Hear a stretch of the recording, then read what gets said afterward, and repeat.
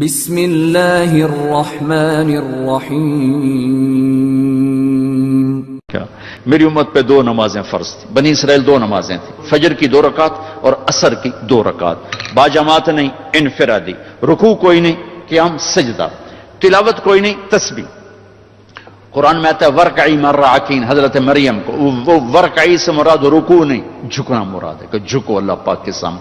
رکوع ہمیں ملا، نماز میں تلاوت ہمیں ملی، اللہ اکبر ہمیں ملا، کسی امت کو اللہ اکبر نہیں ملا، کسی امت کو رکوع نہیں ملا، کسی امت کو تلاوت نہیں ملی، وہ اپنی کتاب کے حافظ نہیں ہوتے تھے، ہم اپنی کتاب کے حافظ ہوتے ہیں۔ ہمارا بچے سے لے کر بوڑھا، مرد سے لے کر عورت جو یاد کرنا چاہے، میرا شاگرد میرے یہاں مدرسہ میں اس نے 29 دن میں قرآن یاد کی، صبح سے پارہ یاد کرتا تھا اور رات کو تراویح میں سناتا تھا۔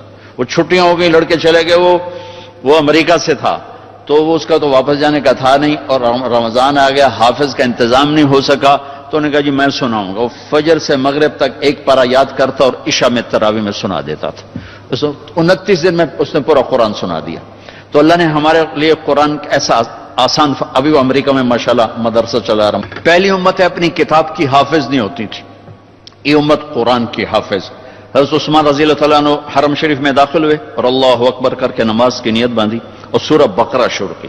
عبد الرحمن تیمی پاس بیٹھے تھے، وہ کہنے لگے بھلا دیکھو رکوع کہاں کرتے ہیں، تو بقرہ سے جو چلے الف لام میم ذالک الکتاب تو والناس پہ جا کے رکوع کیا، 1 رکعت میں سارا قرآن پڑھ دیا۔ یہ میرے رب نے ہمیں نماز کا حسن دیا ہے، نماز کی خوبصورتی دی ہے۔ ابو ریحانہ ایک سفر سے واپس آئے تو ان کی بیگم ان کے انتظار میں، اس زمانے میں نہ کوئی موبائل نہ ٹیلی فون، تو انتظار ہوتا تھا، جب رات کو بیٹھنے لگے تو کہنے لگے 2 نفل پڑھ لو پھر بیٹھیں گے۔ انہوں نے کہا پڑھ لو، اللہ اکبر۔ جو شروع ہوئے چلتے چلتے چلتے چلتے فجر کی اذان پہ جا کے 2 نفل ختم ہوئے تو کہنے لگے ابو ریحانہ اما لنا من کا نصیب، میرا کوئی حق نہیں تھا؟ کہنے لگے مجھے معاف کرنا، میں بالکل بھول گیا، مجھے یاد ہی نہیں رہا۔ کہنے لگے اللہ کے بندے، ایک کمرے میں بیٹھے ہوئے اور تم سفر سے واپس آئے ہو، انہوں نے کہا میں بھول گیا، سانو تو نمازاں تنگ کیتے رکھ دیا، وچ نماز دے یاد آ رہی، اور ایک کمرے میں میں تمہیں یاد کیسے نہیں آئی؟ کہنے لگے جب میں نے قرآن شروع کیا تو جنت میرے سامنے ایسی آئی کہ مجھے بھول ہی گیا کہ میں کہاں کھڑا ہوا۔ ہماری یہ نماز چاہے نہ بنے، چاہے یکسوئی والی نہ بنے، لیکن ہمیں سجدے کا حکم ہے۔ اگرچہ بت ہیں جماعت کی آستینوں میں، مجھے ہے حکم اذان لا الہ الا اللہ۔ وہ بت میری اپنی آستین میں بھی ہوں گے تو بھی مجھے سجدہ کرنا ہے، میرا دل ٹکے نہ ٹکے مجھے ماتھے کو زمین پہ ٹیکنا ہے اور مجھے اپنے اللہ کے سامنے جھکنا ہے۔ تو موسیٰ علیہ السلام نے کہا 2 نمازیں نہیں پڑھ سکے، 5 کیسے پڑھیں گے؟ کہ بس جس کا نصیب ہے وہ پڑھے گا، میں واپس نہیں جاؤں گا، میں لے کے جاؤں گا۔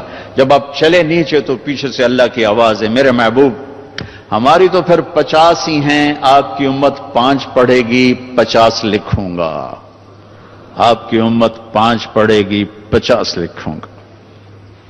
تو ہمیں اللہ نے کتنے ہمارے لیے رحم و کرم کا دروازہ کھولا کہ ایک ہمیں نماز جیسی دولت دی، پھر اس کو باجماعت مسجد کے ساتھ جوڑا، مسجد کی دوڑ لگانے کو کہا، ایک نماز سے دوسری نماز کے درمیان گناہوں کی معافی کا اعلان کیا، ایک جمعے سے دوسرے جمعے کے درمیان گناہوں کی معافی کا اعلان کیا، فجر سے ظہر تک کے درمیان جو کچھ ہوا ظہر پڑھی اللہ نے معاف فرما دیا، عصر کے تک جو کچھ ہوا عصر پڑھی اللہ نے معاف فرما دیا، مغرب پڑھی معاف، عشاء باجماعت پڑھ کے سو جاؤ، فجر مسجد میں جا کے پڑھو، ساری رات تہجد لکھی جائے گی۔ ایک آدمی تہجد نہیں پڑھ سکتا، کمزور ہے، عشاء باجماعت پڑھ لے، فجر باجماعت پڑھ لے تو ساری رات تہجد میں لکھی جائے گی، ساری رات اس کی عبادت میں لکھی جائے گی۔ اللہ نے ہمیں عبادات میں نماز اعلیٰ درجے کی چیز دی ہے۔ نماز کے بعد روزہ ہے جو ایمان کو ذرا جھٹکا دیتا ہے۔ عبداللہ بن زبیر رضی اللہ تعالیٰ عنہ، ایک واقعہ سنا رہا ہوں، ان پر قیاس نہیں ہو سکتا۔ وہ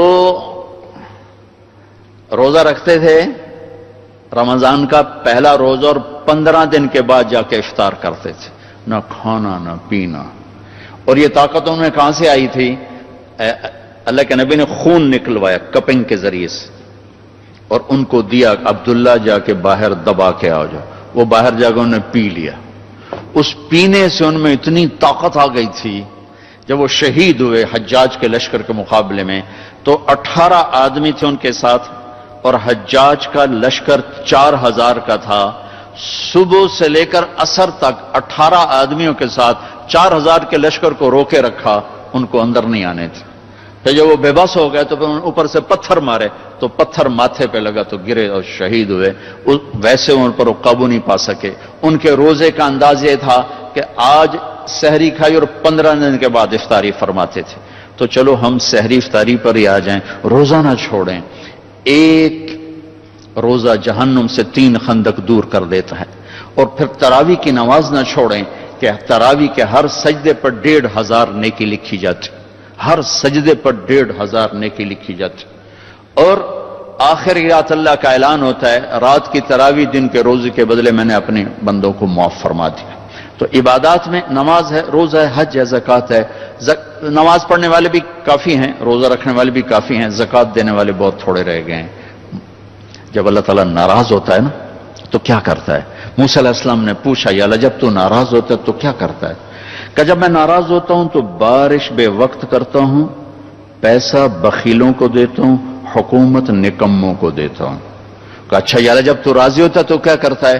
تو اللہ نے کہا پیسہ میں سخیوں کو دیتا ہوں، حکومت اہل لوگوں کو دیتا ہوں، اور بارشیں اپنے وقت پر کرتا ہوں.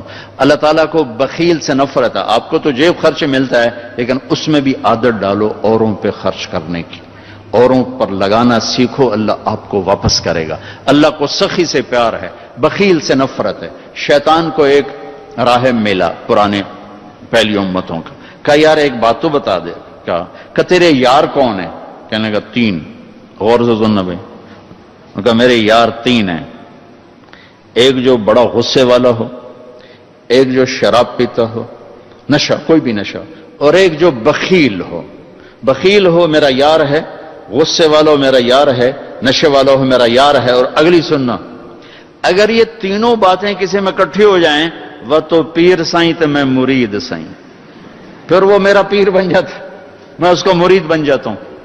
ایسا بڑا شیطان بنتا ہے کہ شیطان بھی اس سے پناہ مانگتا ہے. تو میرے عزیزو سخاوت سیکھو. سخاوت عام فطرت بخل ہے، بخل ہے. کوئی پیدائشی سخی ہوتا ہے. ایک دفعہ حاتم تائی سے کسی نے پوچھا اپنے سے بڑا سخی دیکھا ہے؟ کہنے لگا ہاں ہر بدو مجھ سے بڑا سخی. ایک سفر میں تھا تو ایک نوجوان بچہ اس کے ہاں میری رات گزری. تو اس نے بکرے کا گوشت سامنے رکھا تو عرب یہ سری کو پورا کھاتے ہیں بھون کر. تو اس میں نے مغز نکال کے کھایا تو میرے منہ سے نکلا مغز بڑا مزیدار ہے. تو ہم تو کھانے میں لگے تھے، انہیں تھوڑی دیر میں 5 اور سریاں پکا کے ہمارے سامنے رکھ دیں. وہ بھونتے ہیں جلدی جلدی. جب صبح ہوئی تو میں نے دیکھا 5 بکریاں ذبح ہوئی پڑی تھیں، صرف ان کے سر اترے ہوئے تھے، چھٹی جو کھا چکے تھے. تو میں نے اس سے کہا کہ یہ کیا کیا ہے؟ کہا جی آپ نے رات کہا تھا کہ مغز بڑا اچھا پکا ہوا ہے، تو میں مہمان کو خوش کرنا تو ہماری ایک ثقافت ہے، تو میں نے صرف بکرے کو سریاں کاٹ کاٹ کے آپ کو کھلا دی. کہا تیرے پاس کتنی بکریاں ہیں؟ کہا جی بھائی یہی 5. کہا تو اب تو؟ کہا جی اب ہمارا اللہ وارث ہے، مہمان تو خوش ہو. تو حاتم سے اس نے پوچھا پھر تم نے اس سے کیا دیا؟ کہا میں نے اسے 500 بکریاں دی اور 100 اونٹ دیے. تو اس نے کہا پھر تو بڑا سخی. کہا نہیں میں بڑا سخی نہیں، میں نے تو اپنے مال میں سے تھوڑا سا دیا، اس نے سارا مال میرے اوپر لگا دیا تھا. مسلمان اور بخل کٹھے نہیں ہوتے، مسلمان اور بخل کٹھے نہیں ہوتے. سعد بن عبادہ یا رسول اللہ آپ کو مغز کھلانا ہے. آپ نے کہا لے آؤ. اگر دیکھو دیگوں میں مغز آ رہا، آپ نے کہا یہ کیا ہے؟ کہا جی آپ کو کھلانا تھا، میں نے 100 اونٹ ذبح کیے ہیں، صرف ان کا مغز پکا کے آپ کو کھلانے لے کر آیا ہوں. یہ مسلمان کی سخاوت ہے. میرے نبی آخری نبی، اب کے بعد نبی کوئی نہیں. تو اب لوگوں کو اللہ کا پیغام کون سنائے گا؟ دنیا میں 7 ارب انسان ہیں، 1.25 ارب مسلمان ہیں، 6.25 ارب کے قریب لوگ غیر مسلم ہیں. ان تک اللہ کی بات کون پہنچائے گا؟ ان تک اللہ کا پیغام کیسے پہنچے گا؟ اور لوگ پیاسے ہیں، طلبگار ہیں. میں وہاں تھا انگلینڈ، ایک سکھ نوجوان آیا، وہ کہنے لگا جی میں نے شراب پی ہوئی تھی، فلم دیکھ رہا تھا نیٹ پر، تو جب فلم ختم ہوئی تو تمہاری فوٹو آ گئی، تو مجھے خیال ہے یہ کوئی دہشت گرد ہے، مجھے اس کی تقریر سننی چاہیے. تو میں نے بٹن دبا دیا. تاکہ تمہاری تقریر شروع ہوئی تو میں سن کے میں رونے لگا. میں نے ایک اور سنی, ایک اور سنی, ایک اور سنی, 4 بیان اکٹھے سنے, 8 گھنٹے سنتا رہا. تو میرے دل میں ایسی بات ٹھکی, میں نے کہا میں نے کلمہ پڑھنا ہے اور اسی آدمی کے ہاتھ پڑھنا ہے. پھر اللہ نے میرے ہاتھ اس کو اسلام کی دولت نصیب ہوئی. اس نے اپنا نام عمر رکھا, اب بھی وہیں ہوتا ہے. تو دنیا ایسی پیاسی ہے, صرف پیغام سنانے والے سو گئے, پیغام سنانے والے فرقہ واریت میں بٹ گئے, نفرتوں کا شکار ہو گئے. اسلام کے نام پر قتل و غارت, اسلام کے نام پر نفرت, اسلام کے نام پر کفر کے فتوے. اتنا تو یہاں نمک سستا نہیں جتنا کفر کا فتویٰ سستا ہے. جتھے مرضی ٹھوک دو, جتھے مرضی پھانا ٹھوک دو. بھائی اس امت کو تو ہم نے تو غیروں کو اپنا بنانا ہے, غیروں کو اسلام میں لانا ہے, ایک دوسرے کے لیے برداشت کے دروازے کھولنے ہیں. سارا معاشرہ صبر سے بنتا ہے. معاشرے میں جو حسن پیدا ہوتا ہے وہ اخلاق سے پیدا ہوتا ہے. نماز روزہ ہمیں ڈھانچہ بناتے ہیں, ایمان ہماری بیس بناتا ہے. نماز روزہ حج زکات ڈھانچہ بناتے ہیں, اور اچھے اخلاق اور صبر وہ اس کو خوبصورت ڈیکوریٹ کرتے ہیں. جس معاشرے میں صبر نہ ہو, اخلاق نہ ہو, وہ معاشرہ درم برم ہو جاتا ہے, ٹوٹ پھوٹ جاتا ہے, اور وہ انارکی کا شکار ہو جاتا ہے. اپنے نبی والے اخلاق کے ساتھ اپنے آپ کو اسی عمر میں مزین کرو. یہ عمر ہے آپ کے اخلاق سیکھنے کی. اپنی زبان پہ قابو رکھو, برداشت کرنا سیکھو, سہنا سیکھو, معاف کرنا سیکھو, جھک جانا سیکھو. اپنی زندگی کو اگر اوپر لے جانا چاہتے ہو تو نیچے ہونا سیکھ لو, جھکنا سیکھ لو. سبحان الذی اسرا بعبدہ, یہاں عبد, اللہ نے جب بلندیوں کا ذکر کیا تو عبد کا لفظ استعمال کیا کہ پاک وہ ذات جو اپنے بندے کو لے کر اوپر چڑھا.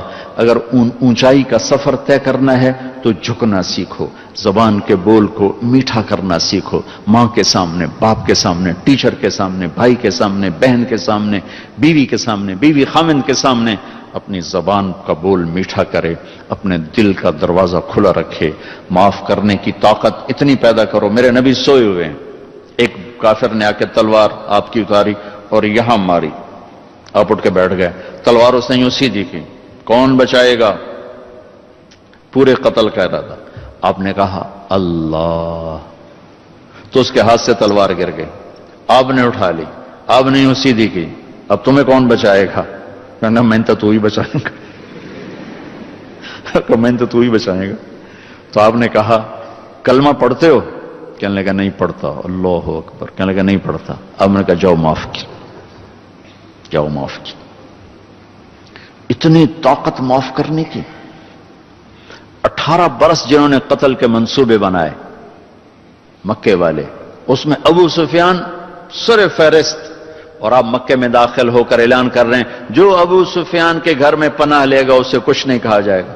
حالانکہ 18 برس کی تاریخ بتلاتی ہے کہ ابو سفیان کو سولی پہ لٹکایا جاتا, سب سے پہلے اس کے سینے میں تلوار پار ہوتی.